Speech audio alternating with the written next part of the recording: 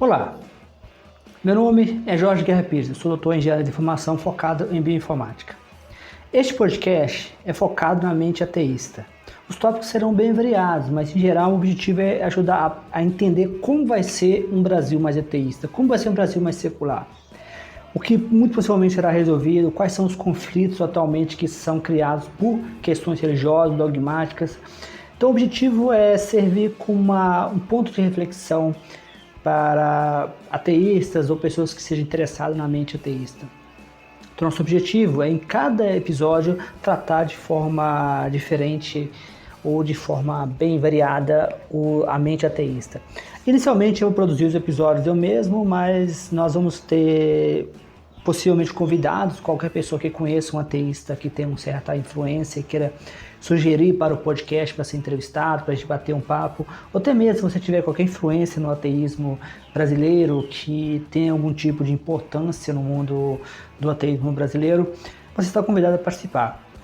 Eu sou autor de vários livros e os meus últimos livros têm sido focados em ateísmo. Eu sugiro eu peço gentilmente que conheça os meus livros na Amazon, no Google Books e também conheça meu canal do YouTube, onde esse podcast vai estar disponível com episódios extras e também será disponível, todos os episódios do podcast estão disponíveis no YouTube com a adição de mais episódios. Então se inscreva no meu canal do YouTube e deixa seu like e suas estrelas, dependendo de qual plataforma você estiver usando.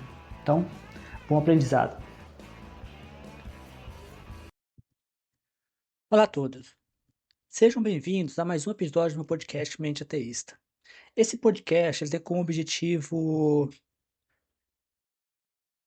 influenciar a mente ateísta, né? Falando sobre tópicos em torno do ateísmo, falando sobre tópicos que podem interessar aos ateus, e tem também uma grande pegada de tentar também influenciar e trazer tópicos que giram em torno do ateísmo.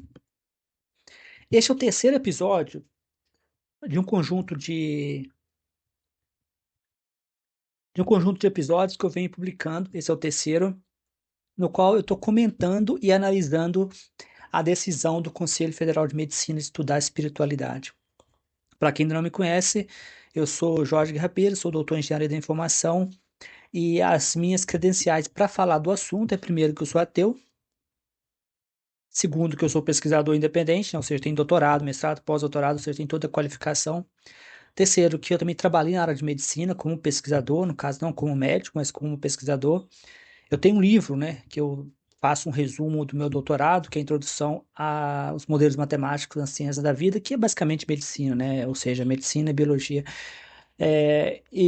Eu cheguei a trabalhar com médicos, de médicos mesmo. Um dos meus orientadores eram quatro, um deles é um cirurgião, mas como eu comentei no episódio anteriormente, ser médico não é o suficiente para você fazer pesquisa na área de medicina, né? Ou seja, geralmente os médicos, quando entram nessa área de pesquisa relacionada à medicina, em geral eles são parceiros, né? Em geral eles não são as pessoas que lideram as pesquisas, né? Ou seja, no caso, esse médico que era o meu orientador, um dos meus orientadores, ele fez mestrado e doutorado na área de matemática. Então, ou seja, ele continuou estudando e continuou pesquisando. Então, ou seja, as credenciais de médico não é o suficiente para fazer pesquisa. Não, não é que o médico não possa fazer pesquisa, é que para você fazer uma pesquisa, em geral, pede-se que você tenha um doutorado. Então, ou seja, que você continue na área. Como eu comentei anteriormente, a medicina é muito parecida com a engenharia, né? Eu sou engenheiro, formei em engenharia, então eu poderia ir para o mercado ou continuar estudando. Eu continuei estudando, né? Ou seja, que é o que eu gosto, para virar pesquisador. Então, as credenciais de médico, eu não sei, como eu disse anteriormente, não sei como que o Conselho de Medicina faz essa pesquisa. Como eu comentei no episódio anteriormente, o mais legal é que eles fizessem parcerias com departamentos que já trabalham com esse tipo de trabalho, com esse tipo de pesquisa, especialmente para afastar qualquer tendência religiosa que parece no Brasil, né, a impressão que passa é que existe uma forte influência religiosa dentro da medicina, né? Nós tivemos uns casos emblemáticos, por exemplo, no qual o Conselho de Medicina tentou criminalizar o aborto na canetada mesmo, né? Ou seja, nós temos os casos no Brasil que pesquisas mostram que apesar de que o aborto legal, né, sob certas condições, é aceito perante a lei, inúmeras clínicas não oferecem o aborto, apesar de que é uma coisa legal, em lei, né, muitos hospitais não oferecem. Isso é uma coisa bizarra. Imagina o caso de um hospital que não ofereça um tratamento específico, né, um tratamento sobre AIDS, um tratamento de uma doença específica, né? Esse hospital será mal visto, né? Será visto como um hospital que não é completo, será visto como um hospital que não é competente. Mas no caso do aborto, deliberadamente o pessoal não disponibiliza, né? Não é que o aborto não seja uma coisa que seja, será uma doença que é muito difícil encontrar especialista, não. Até onde eu sei, o aborto não é um procedimento complexo, né? É um procedimento que tem uma certa carga, um certo estresse no corpo da mulher, mas não é um procedimento. Inúmeras clínicas clandestinas fazem os procedimentos, né? Tem um filme é um filme americano que eu gosto de uma série americana que fugiu o nome agora, no qual você via lá quando nos Estados Unidos o aborto ainda era proibido, haviam clínicas, né, que faziam, médicos que faziam o aborto fora do mainstream. Hoje eu gostaria de ler para vocês, né, ou seja, de comentar com vocês uma carta que eu escrevi, né, uma carta pública, na verdade, eu não enviei para o Conselho Federal de Medicina. Tem um experimento científico muito famoso que eu acho bem legal. O experimento chama O Mundo Pequeno, né? O Mundo Pequeno é um experimento sobre redes complexas, né? A ideia é o seguinte, né? O experimento foi feito no passado, antes da internet, e eu vou sugerir, né? Eu vou propor, né? Que façamos esse experimento, né? Isso foi feito antes da internet, então imagina hoje com a internet como o experimento deve funcionar. Chama experimento do mundo pequeno, né? Basicamente a ideia foi a seguinte que o cientista fez, né? Ele queria mandar uma carta para algumas pessoas, né? Como presidente, algumas pessoas famosas. Então a ideia você envia para uma pessoa que talvez conheça a pessoa que você quer acertar, né? Seja o presidente, por exemplo. E se essa pessoa não conhecer a pessoa que você está mandando a carta, ela precisa mandar para outra pessoa que talvez conheça essa pessoa. E assim por diante, né? Ou seja, o experimento é bem simples. Ou você manda a carta direto para alguém que você quer mandar, por exemplo, o presidente, ou você manda para alguém que talvez conheça o presidente. E essa pessoa vai fazer a mesma coisa, e chama experimento do mundo pequeno. O experimento foi feito antes da internet e, por incrível que pareça, o experimento concluiu que, em média, você alcança qualquer pessoa no mundo, né, se você fizer esse experimento, né, se as pessoas seguirem essas regras. Eu faço a mesma proposta. Essa carta é pública, eu vou deixar para vocês o link na descrição. Envie para uma pessoa que talvez conheça alguém do Conselho de Medicina. Talvez exista uma forma de enviar diretamente pelo site, né? Talvez eu não sei, eu não pesquisei, né? Mas isso seria legal porque a pessoa seria pega de surpresa com esse documento. Então envia, é um link na verdade, né? O link vai direto para a carta que está disponibilizada online no meu blog Mente Ateísta. O mais legal é deixar online é que se eu posso atualizar, se houver qualquer coisa, eu posso colocar, por exemplo, esse blog, por exemplo, eu vou colocar lá direto na carta, seja uma carta que dá para você atualizar.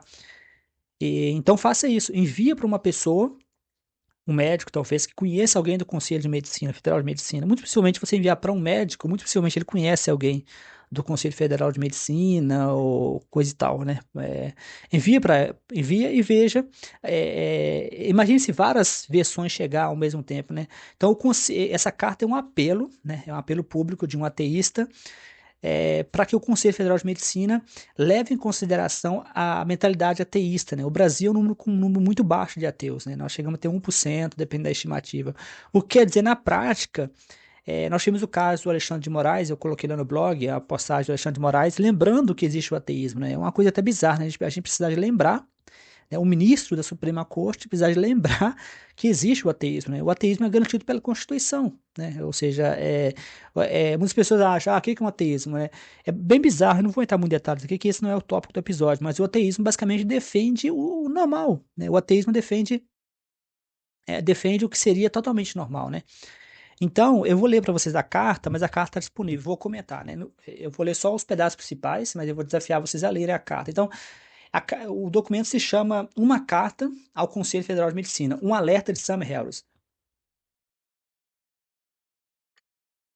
Para quem não sabe quem é Sam Harris é um ateísta. Ele é popularmente conhecido como os Quatro Cavaleiros do Ateísmo Moderno. Existe controvérsia sobre esse nome, muitas pessoas não gostam do nome de Cavaleiros do Ateísmo Moderno.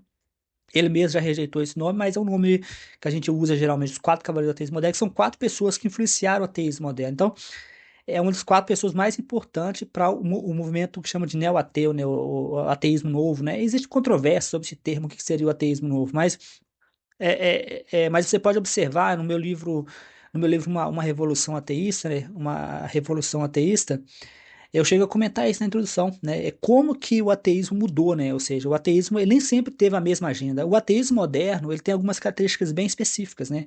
Uma das características do ateísmo moderno é a defesa da ciência e do pensamento racional. Por incrível que pareça, isso é recente, né? Ou seja, o ateísmo foi amadurecendo.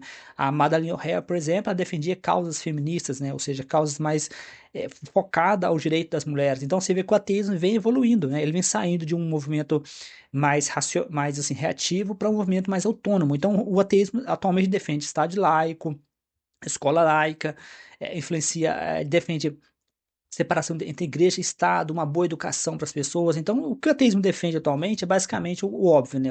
Acho que todos deveriam defender. Então, o nome do documento é uma carta ao Conselho Federal de Medicina, um alerta de Sam Harris. Então, eu começo, né, com o prezado membro do Conselho Federal de Medicina. Novamente, eu não enviei isso para o Conselho Federal de Medicina, eu não sei exatamente, talvez tenha uma forma de enviar. Eu desafiei vocês a fazer o experimento do mundo pequeno. Eu vou direto ao ponto para evitar a gente perder foco, né? Então, aqui eu vou ler uma passagem do livro do Sam Harris, né? Que chama Despertar, né? Espiritualidade sem religião. É um excelente livro, eu totalmente aconselho. Sam Harris já publicou A Morte da Fé e ficou, de certa forma, com certa visibilidade. Mas eu queria ler para vocês. Então, ele fala o seguinte, ó, no livro de Sam Harris. Autores que tentam construir uma ponte entre ciência e espiritualidade geralmente cometem um dos dois erros, né? Ele dá para a gente dois erros que geralmente os cientistas cometem quando eles querem estudar espiritualidade. Mas note que aqui não tem nada a ver com medicina, não. Aqui ele falou pesquisador em geral, né? Aqui não está se referindo especificamente à medicina, né? Ele está se referindo a pesquisas em geral, né? Eu decidi trazer ele exatamente porque eu acho que uma das coisas que o Conselho Messias tem que tomar cuidado é exatamente isso, que ele precisa considerar essas pessoas que já estão estudando a espiritualidade, né, do ponto de vista ateu. Porque quando a gente fala de espiritualidade, é meio bizarro de pensar que sua espiritualidade tem a ver somente com religião ou com cristianismo, né? Então, ele comenta que existem dois tipos de erros que os cientistas geralmente cometem. Novamente, não tem a ver necessariamente com medicina, é pesquisa mesmo. Ele fala o seguinte: o primeiro, reduzem a espiritualidade a estados mentais triviais, ou seja, reduzem a espiritualidade a estados mentais triviais, ou inflacionam com jargões quânticos, né, vazios, místicos, distanciados da ciência. Não somente jargões quânticos, né, porque existe também uma onda toda maluca aí de tentar conectar mecânica quântica com espiritualidade. Tem até um debate do Daniel Souto-Maior, que ele debate com um rapaz que usa essas ideias. O Sotomayor Daniel Sotomayor, que foi um ateísta brasileiro que não está mais ativo, mas ele teve uma influência muito importante com a TEA. Ele chega a rir ao vivo, né? Foi até engraçado, né? Que ele não conseguiu segurar a risada. Os caras vão conectando os trecos lá, muito bizarro, né? Então, ele fala, então, novamente, eu vou repetir o que o Sam Harris falou para a gente deixar bem claro, né?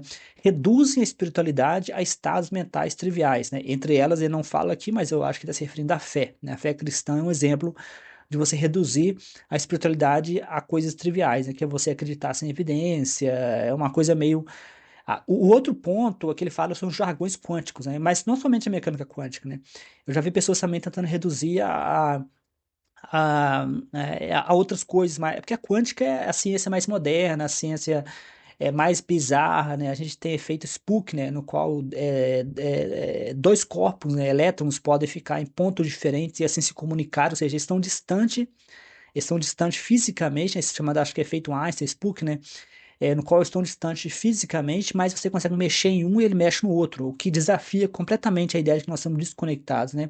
Então ele é um desafio que somos todos conectados. Eu mesmo já brinquei com isso, né? Eu já brinquei, eu tenho um livro que eu não cheguei a publicar, eu não lembro, mas não, com certeza eu não publiquei, mas eu não sei se eu cheguei a terminar, mas no qual eu brinco com isso, né? Eu brinco com a ideia de que os cérebros estão conectados com mecânica quântica. Na época que eu escrevi esse livro, eu estava fazendo meu mestrado, né? E eu lembro que eu estudei muita mecânica quântica. Eu pensei nisso, né, de que para tentar explicar algumas coisas que a gente vê, né, por exemplo, quando eu já vi observar que algumas vezes você lembra de alguém e a pessoa te liga logo em seguida, ou você sonha com alguém e a pessoa te liga logo em seguida. Eu tentei usar a mecânica quântica, mas nada que eu consegui provar, nada não. Ou seja, eu já tive essas ideias malucas. Mas aqui os caras levam a sério. Então, ou seja, dois estados que o Sam Harris comenta. Uma, que a espiritualidade é reduzida a estados triviais, como a fé, né? Ele não fala fé aqui, mas acho que está se referindo à fé. Outro, inflam, né? Com jargões quânticos. No fim, ficamos entre duas. No fim, ele continua, né? Ficamos entre duas opções: pseudo-espiritualidade ou pseudociência. A pseudo-espiritualidade, não fala aqui diretamente, mas eu acho que está se referindo à fé cristã, né, que é o que o Conselho Federal de Medicina pode cair nesse risco, né? A líder desse grupo chegou a comentar na reportagem de que não tem nada a ver com religião. Mas eu tenho minhas dúvidas, né? Eu acho que não é suficiente eles dizerem que não tem nada a ver com religião. É importante que eles mostrem, né? É, mostrem um cuidado extra, né? E um cuidado extra e um cuidado a mais, né? Com esse sistema, né? Porque assim, o conceito de espiritualidade é, é uma coisa que a gente tem que ter um pouco mais de cuidado. Então, assim, não assumir somente o suficiente de que eles o fazem. Porque, assim, como eu comentei anteriormente, esse não é um estudo qualquer. Esse não é um estudo qualquer. Esse é um estudo que tem uma alta probabilidade de polarização ideológica, de religião, né? Ou seja, nós vivemos em um país que muito possivelmente é muito resistente. Eu mesmo tentei uma vez, não foi a proposta não foi minha, mas a proposta estava andando no ex-Senado, no ex-Cidadania, e eu cheguei a ajudar, né? Tentei ajudar, na verdade, que a ideia ganhasse força, a ideia ganhou força de colocar meditação e inteligência emocional nas escolas, né? A ideia ganhou os 20 mil apoios, ela passou pelo Senado e no final eles não aprovaram. Eu achei muito bizarro isso, né? Que a ideia de colocar a inteligência emocional e a meditação é uma forma de espiritualidade, só que ela vai na direção oposta do cristianismo. O cristianismo coloca a espiritualidade como fé cega, como você acreditar em coisas supersticiosas, como você acreditar no impossível. É uma coisa até bizarra, às vezes, quando você olha a fé cristã, né? Aqui no sentido de que a espiritualidade ela é confundida com superstição, né? Ou seja, existe até muitas pessoas, né? Eu já cheguei a essa conclusão várias vezes, de que muitas pessoas acham que elas acham, né? As pessoas em geral, por isso que eu falo que o brasileiro ele é analfabeto o espiritual, ele não tem nenhum conhecimento, ele é analfabeto dos conhecimentos espirituais. Porque muitos deles acham que a única forma de você ter espiritualidade é a fé cristã. Não é a fé cristã, né? Existem inúmeras formas de espiritualidade. O próprio Samuel Harris fala isso no livro dele, né? De que a palavra espiritualidade vem de vento, vem de sopro, né?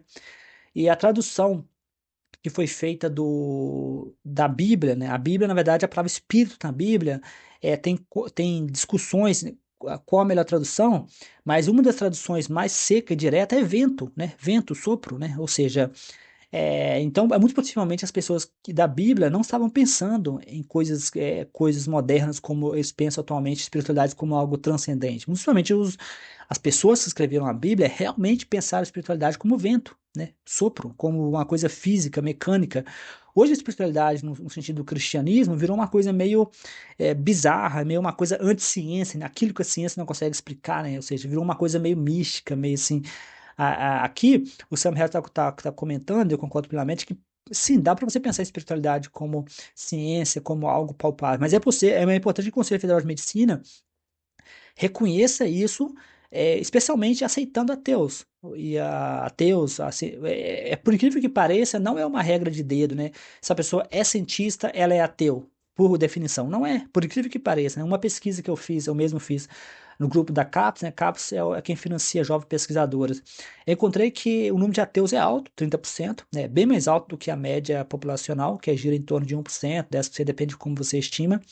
Mas é um número relativamente alto, 50% são cristãos, né? Ou seja, outra pesquisa que eu fiz, e aparece no meu livro A Revolução Ateísta, né? Eu recomendo para vocês lerem, quase metade dos graduados agradeceram a Deus quando terminaram seu trabalho de graduação. Pode parecer uma coisa trivial, uma coisa boa, mas é extremamente bizarro que pessoas que têm contato com a maior forma de conhecimento, que é o científico, reduzem o seu trabalho a figuras transcendentes, né? É uma coisa assim, eu diria até bizarra mesmo, né? Então vamos pensar. Então aqui a carta está disponível, né? Eu não vou ler a carta toda, mas ela é pequena, não é grande, não. É porque eu não gosto muito de ficar lendo, né? Já está disponível, né? Aqui eu concluo, né, no final da carta, eu coloco o texto inteiro do Sam Harris. Eu vou ler o texto inteiro, né, do Sam Harris, o corte, na verdade, né, do livro dele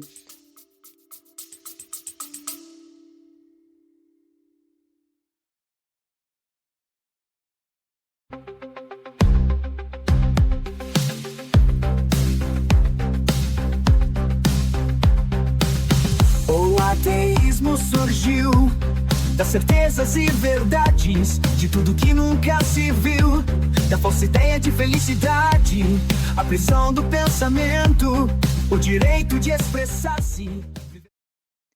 Olá, vamos fazer uma pequena pausa para você saber um pouco mais sobre o meu trabalho.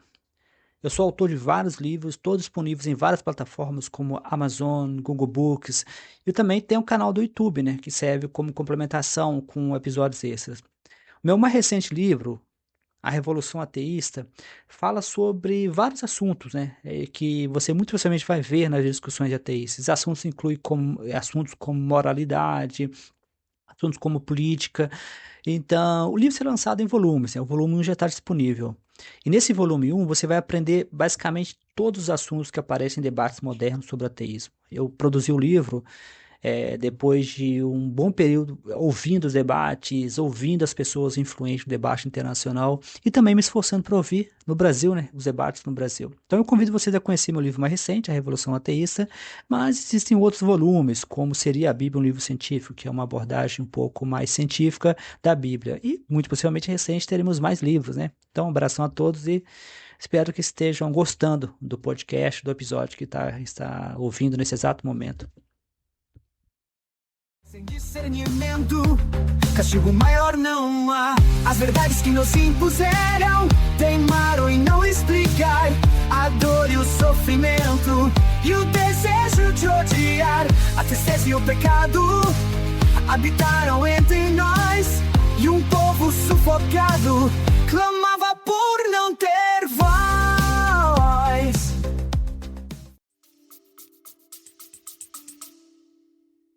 Despertar, né, espiritualidade sem religião, aí ele começa, né, autores que tentam construir, aqui uma citação direta, autores que tentam construir uma ponte entre ciência e espiritualidade tendem a cometer dois erros, né, aí ele comenta aqui, cientistas geralmente partem de uma visão empobrecida da experiência espiritual, empobrecida, que é o risco que o Conselho Federal de Medicina está correndo, assumindo que ela deve ser apenas uma maneira grandiosa de descrever estados mentais ordinários, né? Ele comenta aqui, olha só, assumindo que ela deve ser apenas uma maneira grandiosa, né, de descrever estados mentais ordinários, como amor parental, inspiração artística, admiração da beleza do céu noturno, ou seja, a espiritualidade que é colocada, segundo ele, de forma trivial, como uma coisa assim, é um sentimento de grandiosidade, de beleza, né? Muitos cristãos usam argumentações como, olha que natureza bonita, então Deus existe, né? Ou seja, olha que pássaro bonito, então Deus existe, né? Geralmente os vídeos que glorificam Deus, que você vê às vezes na internet, envolve sempre naturezas, passarinhos, ou seja, é. Então, continuando a citação do Sam Harris. Nessa linha, encontramos o assombro de Einstein diante da inteligibilidade da lei da natureza escrita como se fosse um tipo de ensaio místico, né? Ou seja, novamente, encontramos o assombro de Einstein, né, diante da inteligibilidade das leis da natureza escritas como se fosse um tipo de insight místico. Essa parte é interessante sobre Einstein, porque Einstein era, de certa forma, espiritual, né? Ele acreditava em uma espécie de beleza cósmica, Deus de Spinoza. E tem um livro que eu comento no meu novo livro que eu tô querendo lançar agora, de Bíblia, né? Eu cheguei a comentar esse livro, porque lá, nesse novo livro que eu vou lançar agora, né, que eu tô pensando em lançar, que chama de Bíblia, tem uma parte que eu faço uma provocação, né? Eu provoco, né? Faço uma provocação. E uma provocação que eu faço nesse novo livro que eu estou para lançar é suponha que Einstein tivesse sido mistificado, né? Tivesse os evangelhos de Einstein, né? Nós teríamos o evangelho, aí nós teríamos vários evangelhos, o evangelho da esposa de Einstein, o evangelho de Mileva, o evangelho de Isaac, né? Que é um dos caras que escreveu muito sobre Einstein, e assim por diante. Eu vi recentemente, na verdade eu comprei há muito tempo atrás em rodoviária, um livro que fala da espiritualidade, meio que fala da espiritualidade de Einstein. A pessoa que escreveu o livro, é um brasileiro, se me fala a memória, é uma pessoa que escreveu muito sobre espiritualidade. Então, ele fez uma conexão, eu diria até bizarra, entre Einstein e uma espécie de Uno, né, que é uma espécie de cosmo, né. Eu não li o livro todo, então não posso fazer uma crítica construtiva, mas eu li pedaço do livro, mas o que me chamou atenção na parte que eu li, é que Einstein é colocado meio como uma espécie de uno, uma espécie de cosmo, né? Ou seja, uma coisa meio espiritual mesmo. Então, assim, seria o evangelho meio espiritual de Einstein, assumindo que Einstein fosse mistificado, glorificado como Jesus foi, né? Então Einstein tinha sim uma espécie de espiritualidade, né? O assombro de Einstein, como coloca Sam Harris, que Einstein tinha assim Einstein chegou a comentar sobre isso, né? Se você considerar, eu me considero religioso no sentido de que eu vejo a beleza da natureza, só que Einstein deixou bem claro, e Einstein achava a Bíblia um livro infantil, e a ideia de Deus no sentido bíblico, né? No sentido bíblico, bastante infantil. Então, aí Sam Harris continua, né? Pensadores da nova era geralmente caem na vala do outro lado da estrada, né? Idealizam, ou seja, pensadores da nova era, né? Geralmente caem na ala do outro lado que ele comentou, né? Então, de um lado, você tem pensadores que fazem reducionismo, né? Reduzem a espiritualidade a estados básicos como amor, beleza, coisa e tal. E pensadores da nova era, que geralmente caem na vala do outro lado, né, que idealizam estados alterados de consciência e traçam conexões enganosas entre experiências subjetivas e a teoria mais enigmática das fronteiras da física, ou seja, a mecânica quântica. Ou seja, a pessoa traça uma coisa subjetiva. O meu caso, por exemplo, eu não publiquei o livro, mas eu tentei traçar uma vez uma conexão entre mecânica quântica e o fato da gente lembrar de uma pessoa às vezes e a gente sonha com uma pessoa e a pessoa te liga, por exemplo, né? Hoje, olhando para trás, talvez sim, talvez não, mas não tem como eu afirmar isso. Poderia ser uma coincidência, né? Ou seja, eu não levei isso para frente. Então aqui somos informados de que o Buda, né, e outros contemplativos anteciparam a cosmologia moderna ou mecânica quântica, porque tem sim. Apesar de que os cristãos ficam com uma conversa de que a Bíblia já previu várias coisas, a Bíblia já previu o Big Bang, porque Deus disse isso em Gênesis, coisa e tal, eles também fazem o mesmo com o Buda, né, com o budismo, de que o budismo havia. Sam Harris critica isso, né, de que o budismo, né, eles tentam fazer como se o budismo tivesse previsto, né, mecânica quântica. Eu mesmo já caí nessa armadilha ao ver documentários. E aqui, ao transcender o senso de eu, né, ele comentando, a pessoa pode realizar sua identidade com a mente única, né? Ou seja, esse livro do Evangelho, segundo esse rapaz que eu comentei para vocês, colocaria Einstein como o uno, né, o único, né? Ou seja, é uma espécie de Einstein conectado com o cosmos, né? Então, como eu brinco no meu livro de Bíblia, né, que está para ser lançado, imagine se Einstein fosse como Jesus, né? Você criasse os evangelhos de Einstein, né? Você teria um dos evangelhos que seria o evangelho dessa pessoa que me fugiu o nome agora, que me parece que é um brasileiro, né? Que ele coloca Einstein como mais místico, como uma pessoa com contato com todo. Então, no final, continua Sam Harris, somos deixados diante da escolha entre pseudo-espiritualidade e pseudociência, né? O que ele comenta essa duplicidade perigosa, né? Ou seja, pseudo-espiritualidade, que reduz a espiritualidade a algo trivial, como sentimento paternal, coisa e tal, e a pseudociência, que tenta conectar experiências totalmente subjetivas, né? Totalmente subjetivas, a áreas totalmente fundamentadas, né? Como, por exemplo, a mecânica quântica. Então é isso, pessoal. Basicamente, eu vou ficar por aqui, né? A postagem está disponível. Eu desafio vocês a fazer o experimento do mundo pequeno, né, o Small World, né, o experimento do mundo pequeno. Esse experimento basicamente é quando o desafio é você enviar, eu vou deixar o link no blog, na descrição do blog.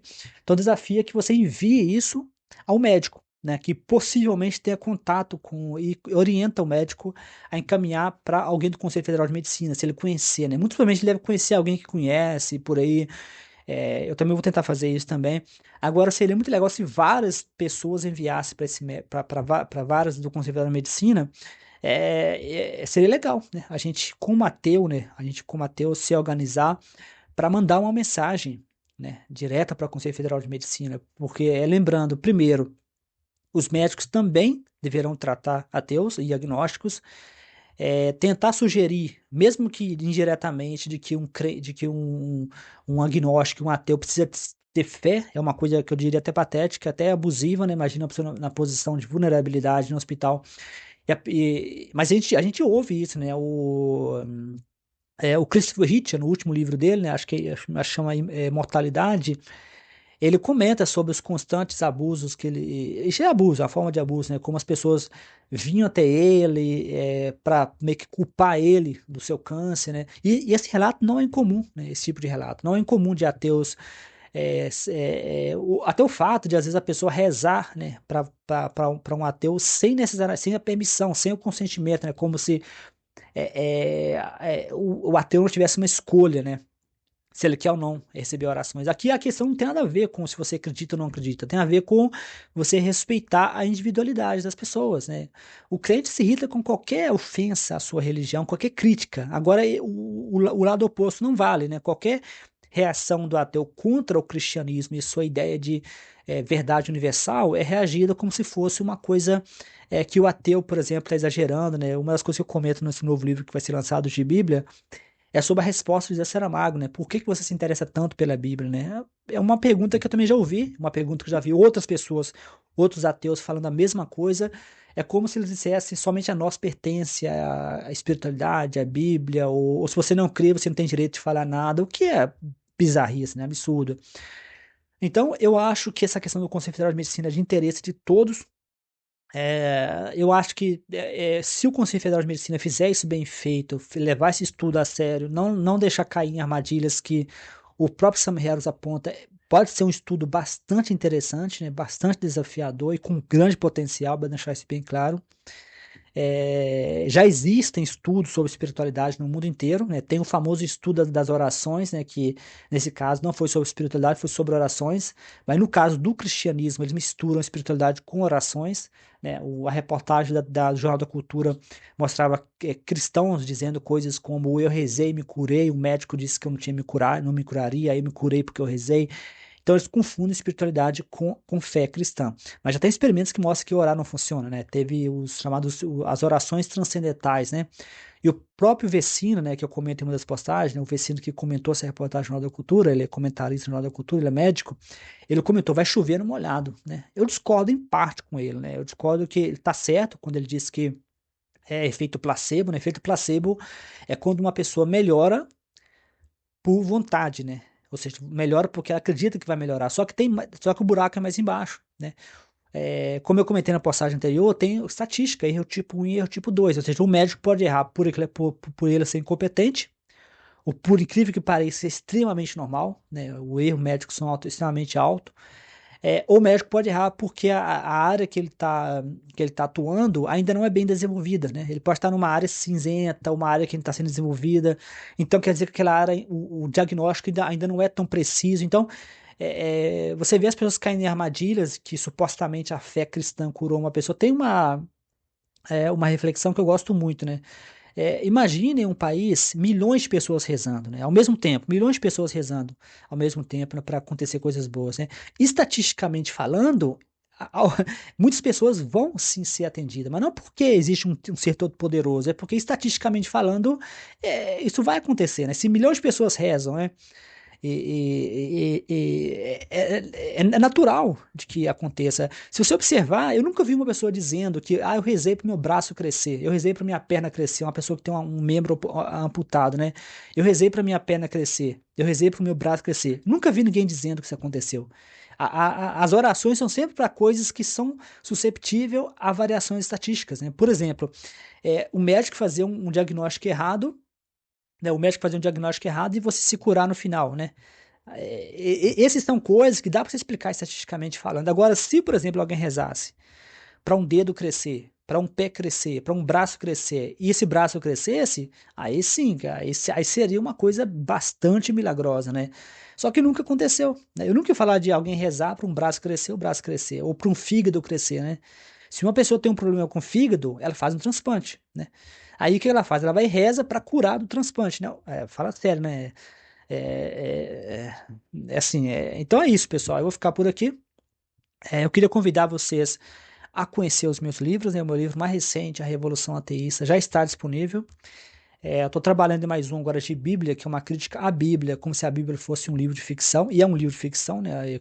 Como a gente brinca, né? A Bíblia começa com uma cobra falante e termina com um monstro de quatro cabeças e 10 chifres, né? Saindo do mar, né? Que é uma coisa bem mitológica, né? Então, é isso aí. Um abração a todos e até os próximos episódios, né? Olá, você acabou de assistir, de ouvir mais um episódio do meu podcast Mente Ateísta. Nesse episódio, eu espero que você tenha aprendido bastante. Eu gosto sempre de lembrar que os meus livros estão todos disponíveis na Amazon, no Google Play e em várias plataformas. Eu também gosto de lembrar também que esse podcast está disponível no YouTube. Para quem prefere o YouTube permite que eu poste episódios extras. Então, você pode acompanhar o meu podcast Mente Ateísta no YouTube, onde você poderá encontrar todos os episódios arquivados por um período de mais de 3 meses. Também poderá acompanhar episódios extras. Então, sugiro que você compartilhe com amigos, com ateístas ou com pessoas que se interessam pela causa ateísta no Brasil. Como sempre, se você conhecer alguém que possivelmente tem interesse em participar, tem interesse em ter uma conversa, em ser entrevistado e falar sobre o ateísmo no Brasil, meu podcast está aberto para possíveis convidados.